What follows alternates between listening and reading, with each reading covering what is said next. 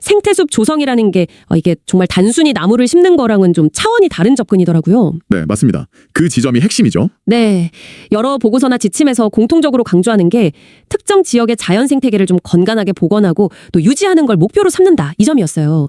그냥 녹지 면적 늘리는 것 이상이랄까요? 네, 인위적인 경관 조성보다는 그 지역이 본래 가지고 있던 뭐랄까 생태적인 기능을 회복시키는 데 더 집중하는 거죠. 아하. 그래서 보내주신 자료들에서도 계속 반복적으로 나오는 게 그 자생식물 중심으로 식재를 하고, 그리고 교목, 아교목, 관목, 초본 이런 것들이 잘 어우러진 다층적 식생 구조가 중요하다, 이런 이야기입니다.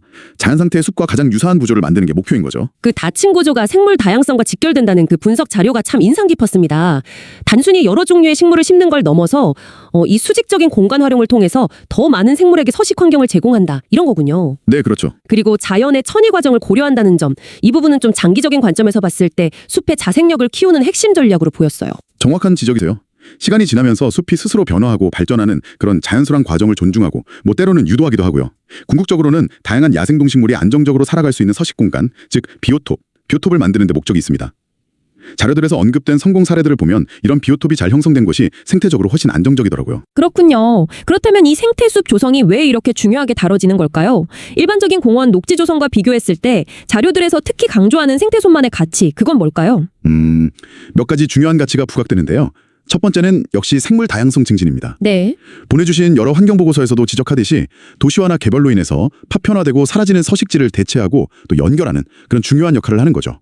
생태숲은 좀 고립된 도시 환경 속에서 야생동식물에게는 필수적인 피난처이자 이동통로가 될 수 있습니다. 아, 단순한 녹지 공간이 아니라 생태 네트워크의 어떤 거점 역할을 한다, 이런 의미군요.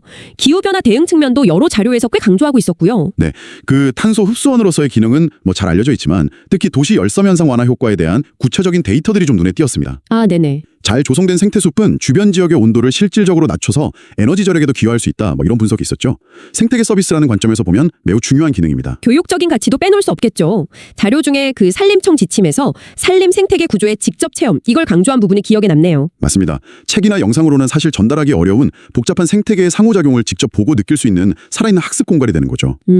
식물과 곤충, 또 새들의 관계라든가 토양 속 미생물의 역할 같은 것들을 현장에서 직접 접하면서 자연스럽게 생태 감수성을 키울 수 있거든요. 이게 바로 체험교육의 힘이라고 할 수 있습니다. 그리고 시민들의 휴식 공간이자 정서 함양의 장으로서의 역할도 중요하게 언급되었더라고요. 단순히 경치를 제공하는 걸 넘어서 자연과의 교감을 통한 어떤 심리적 안정 효과가 크다, 이런 연구 결과도 포함되어 있었고요. 그렇습니다. 특히 팬데믹 이후에 이런 자연 공간의 중요성이 더욱 부각되고 있죠. 잘 관리된 생태숲은 접근 가능한 자연으로서 시민들의 정신건강 증진에 기여하는 바가 상당히 큽니다. 그럼 이런 다층적인 가치를 지닌 생태숲을 성공적으로 조성하기 위해서 자료들에서 공통적으로 제시하는 기본 원칙들은 무엇이었을까요? 생태성이 가장 먼저 강조되던데요. 네, 생태성 원칙은 그 대상지의 자연환경, 그러니까 기존 식생이나 독특한 지형 같은 것들을 최대한 보존하고 활용하는 것을 의미합니다. 인위적인 변형을 최소화하는 거죠. 네. 특히 주목할 점은 단순히 보존하는 걸 넘어서 기존 자생종 군락이 있다면 이걸 적극적으로 유지하고 더욱 건강하게 발달할 수 있도록 보완하는 계획을 세워야 한다는 겁니다. 훼손을 최소화하는 소극적인 자세를 넘어서 좀 더 적극적인 존중과 활용이 필요한 거죠. 자연이 가진 본래의 힘을 최대한 인정하고 활용한다, 이런 철학이군요. 두 번째 원칙인 다양성은 앞서 이야기 나눈 다층 구조하고도 연결되는 것 같습니다. 그렇습니다. 생물 다양성을 높이기 위해서는 서식 환경 자체의 다양성이 필수적이에요.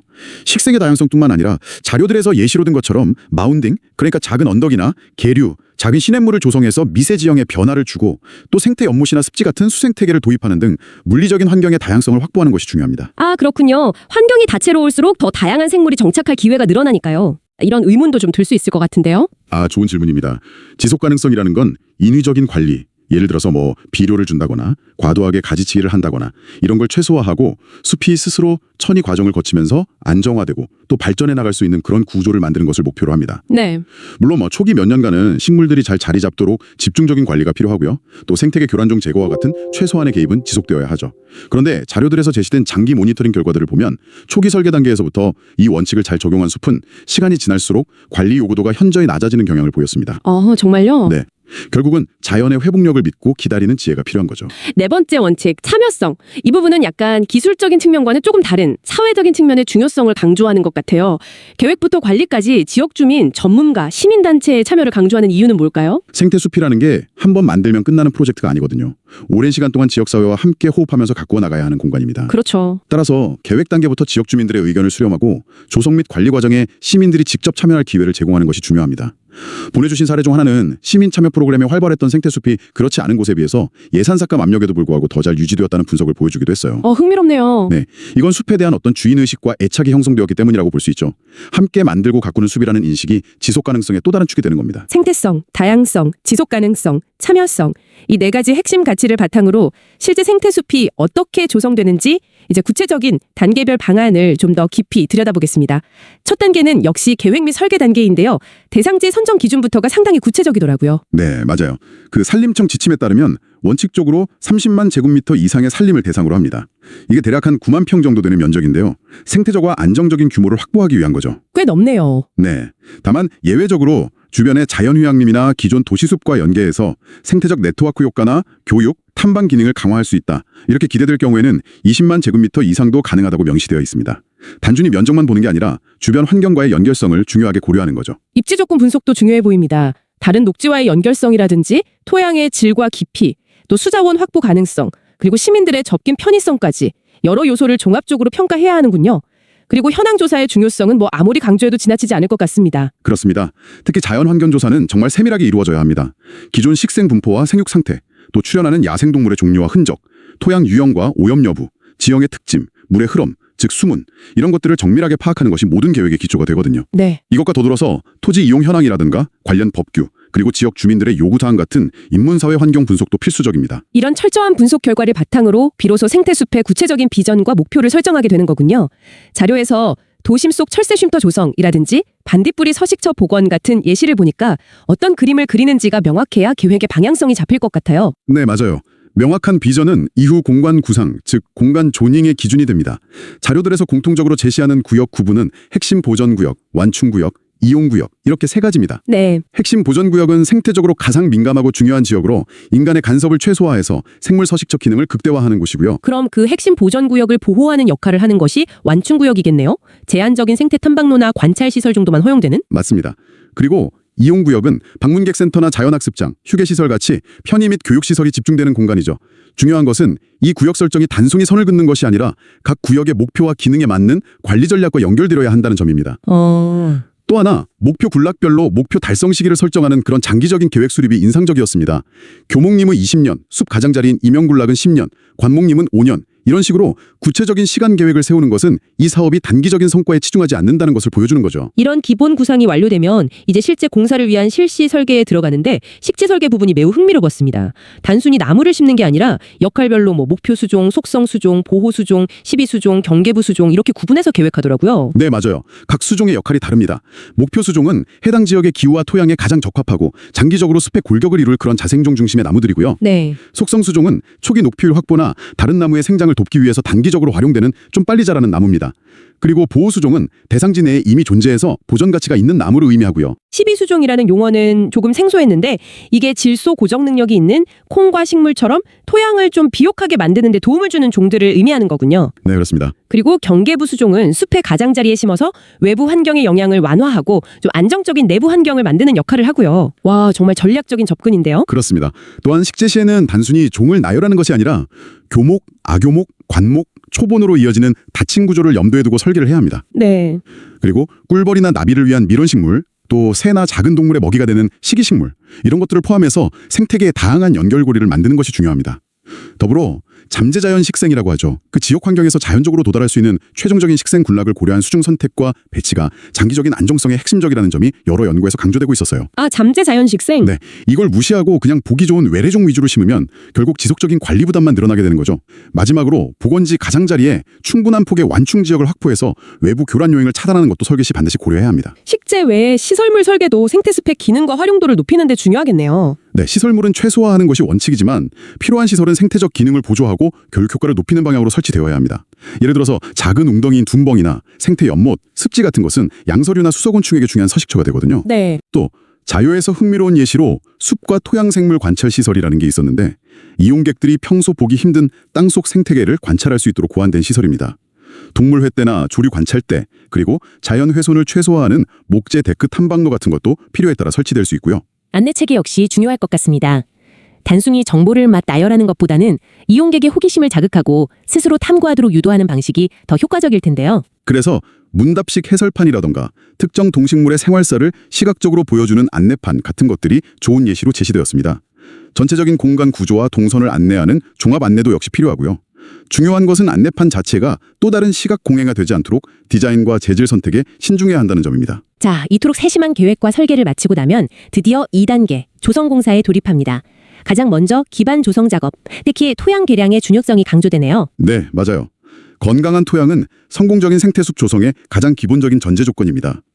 기존 토양이 만약 건설 폐기물 같은 걸로 오염되었다면 정화 작업이 선행되어야 하고, 유기물 함량이 낮거나 물리성이 불량하다면 퇴비나 유기물을 투입해서 개량해야 합니다. 네. 특히 자료들에서 공통적으로 지적하는 것은 식물 생육에 필요한 최소 유효 토심, 이걸 30cm 이상 확보해야 한다는 점입니다. 뿌리가 제대로 뻗어나갈 공간이 없으면 나무는 건강하게 자랄 수가 없어요. 지형 조성 작업도 흥미롭습니다. 일부러 마운딩을 하거나 계류를 만들어서 미세 환경의 다양성을 확보한다. 이런 아이디어인데 이게 생물 다양성이 구체적으로 어떤 영향을 미치는 건가요?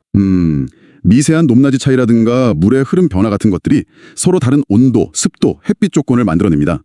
이런 미기후의 다양성이 결국 다양한 식물과 동물이 서식할 수 있는 환경적인 틈새, 니치를 제공하는 것이죠. 아하. 더불어 생태 연못이나 습지와 같은 수생태계 조성은 생물 다양성을 정말 극적으로 높이는 효과가 있습니다. 그리고 간과하기 쉽지만 고사목, 그러니까 죽은 나무나 돌무더기를 일부러 존치하거나 조성하는 것도 중요합니다. 이건 곤충이나 양서파충류, 소형 포유류에게 중요한 은신처나 먹이 공급원이 되거든요. 이제 실제 식재 공사 단계입니다. 설계 단계에서 계획했던 원칙들을 현장에 구현하는 과정이겠군요. 맞습니다. 자생종 우선 식재, 다층 구조 형성, 그리고 잠재 자연 식생을 고려한 생태적 식재 기법 적용, 이게 핵심입니다. 예를 들어서 특정 수종만 단일하게 심기보다는 여러 종을 혼합해서 심고, 초기에는 좀 빨리 자라는 수종을 활용해서 피움 효과, 그늘 효과를 만들어서 다른 자생종의 활착을 돕는 이런 전략을 사용합니다. 네. 자연적인 경쟁과 상호작용을 통해서 안정적인 군락으로 발전하도록 유도하는 거죠. 시설물 설치 시에는 어떤 점들을 좀 유의해야 할까요? 가장 중요한 원칙은 역시 친환경 자재 사용과 주변 경관과의 조화입니다. 탐방로나 벤치, 안내판 등은 가급적이면 목재, 흙, 돌과 같은 자연 재료를 사용하고, 디자인 역시 인공적인 느낌이 최소화되도록 해야 합니다. 숲속에 자연스럽게 스며들어서 원래 그 자리에 있었던 것처럼 느껴지는 것이 가장 이상적이라고 할 수 있죠. 공사가 완료되었다고 해서 끝이 아니죠. 어쩌면 더 중요한 단계일 수 있는 3단계, 유지 및 관리입니다. 특히 조성 초기 1년에서 3년 정도의 집중 관리가 강조되던데요. 네, 맞아요. 이 시기는 식재된 식물들이 새로운 환경에 뿌리내리고 활착하는 정말 결정적인 기간입니다. 따라서 충분한 물주기, 즉 관수가 필요하고요. 햇빛과 양분 경쟁을 줄이기 위한 잡초 제거, 제초 작업, 그리고 필요한 경우 병해충 방제가 집중적으로 이루어져야 합니다. 아, 네. 단 병해충 방제는 생태계에 미치는 영향을 최소화하기 위해서 화학 농약보다는 친환경적인 방법을 우선적으로 고려해야 한다는 점이 중요 지침으로 제시되어 있습니다. 그리고 생태계 교란종 관리, 이것도 지속적으로 필요하다는 점이 중요해 보입니다. 환삼덩굴이나 들쥐풀 같은 외래종들이 한번 자리 잡으면 정말 걷잡을 수 없이 퍼져나가니까요. 그렇습니다. 이들 교란종은 토종 자생식물의 생육 공간을 빼앗고 생태계의 구조와 기능을 왜곡시키기 때문에 발견 즉시 꾸준히 제거하는 노력이 필수적입니다. 초기 관리가 부실하면 나중에 훨씬 더 큰 노력과 비용이 들게 되거든요. 초기 집중 관리 기간 한 1년에서 3년 정도가 지나고 4년째 이후의 장기 관리 단계에서는 관리의 초점이 좀 달라지는군요. 네, 이때부터는 모니터링 중심 관리로 전환됩니다. 조성된 생태숲의 식생 변화라던가 주요 조류 및 곤충상의 변화 등을 정기적으로 관찰하고 기록하는 활동이 중심이 됩니다. 아, 관찰 기록? 네, 이러한 모니터링 데이터는 숲의 건강 상태를 진단하고 앞으로 필요한 관리 방향을 결정하는 중요한 근거 자료가 되는 거죠. 예를 들어서 특정 외래종이 다시 확산되는 추세가 보인다. 그러면 집중 제거 작업을 계획하는 식으로요. 여기서 중요한 원칙이 바로 최소 간섭이군요. 숲이 가진 자연적인 회복력과 천이 과정을 최대한 존중하면서 꼭 필요한 경우가 아니면 인위적인 개입을 자제한다. 이런 의미로 이해하면 될까요? 맞습니다. 건강하게 자리를 잡은 생태숲은 스스로 안정화되는 능력을 가지고 있습니다. 과도한 간섭은 오히려 자연스러운 발달 과정을 방해할 수도 있거든요. 물론 탐방로나 시설물의 안전점검 및 보수는 이용객의 안전과 직결되는 문제이므로 정기적으로 철저하게 시행되어야 합니다. 이렇게 잘 조성되고 관리되는 생태숲을 시민들이 제대로 누리고 그 가치를 함께 나눌 수 있도록 하는 마지막 4단계, 활용 및 교육 프로그램 운영 방안도 중요해 보입니다. 네, 가장 기본적이면서도 효과적인 활용 방안은 전문가, 그러니까 생태 해설사와 함께하는 탐방 프로그램입니다. 계절별로 변화하는 숲의 모습을 관찰하고 그 안에 숨겨진 생태 이야기를 들으면서 생태숲의 가치를 보다 깊이 있게 체험할 수 있죠. 시민 참여 프로그램 역시 참여성 원칙과 맞닿아 있는 중요한 활동이겠네요. 자료에 나온 내나무 심기나 외래식물 제거의 날 같은 활동은 시민들이 직접 숲을 가꾸는 경험을 통해서 주인의식을 갖게 하는 참 좋은 방법 같습니다. 그렇습니다. 특히 어린이와 청소년을 대상으로 하는 체험형 교육 프로그램, 예를 들어 주니어 생태교실이라든가 가족 단위 생태 캠프 같은 것들은 미래 세대의 생태 감수성을 증진시키는 데 큰 역할을 합니다. 시민과학자 양성 및 활용 방안도 매우 흥미로웠습니다. 시민들이 직접 모니터링 활동에 참여해서 데이터를 수집하고 기록하는 활동은 전문 인력 부족 문제를 해결하는 동시에 시민들의 참여 수준을 한 단계 높일 수 있는 그런 전략으로 보이더라고요. 네, 맞아요.